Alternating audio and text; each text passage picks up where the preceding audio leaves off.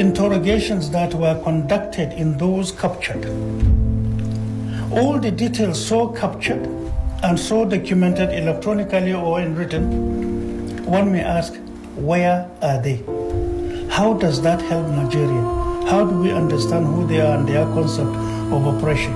Remember, while I was in Kirikiri around 2009, the then National Security Advisor brought 138 Boko Haram members that were captured, and they were virtually handed over to me. Their rehabilitation, discussions with them, doing a lot of labor work we did together. And in that, within the first year, they were a bit resistant. But the much I got after that is too much to explain in understanding who they were, what they were doing, whose concept, from those who could understand, and from those who were tailored from the influence of the hard drugs that is mixed with chemicals that nobody can define today, that did a lot of damage to their brains. That's why you can see somebody happily will come to the fore, laughing and smiling, subjecting himself to be butchered and to be caught. They will see them taking their heads off, they'll be smiling. It's the effect of the drugs they are taking. So it's much more than we are looking at. The first is, what was the foreign connection? What is the foreign connection? Who are the mediators at home?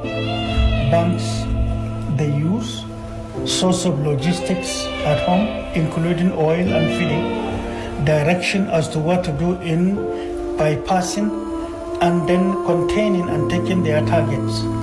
And lastly is something called templating of Nigeria, meaning what modalities of movement do they do? Did they go conventionally by roads, foot passages, secondary roads, or did they go by mountains, or did they go by river?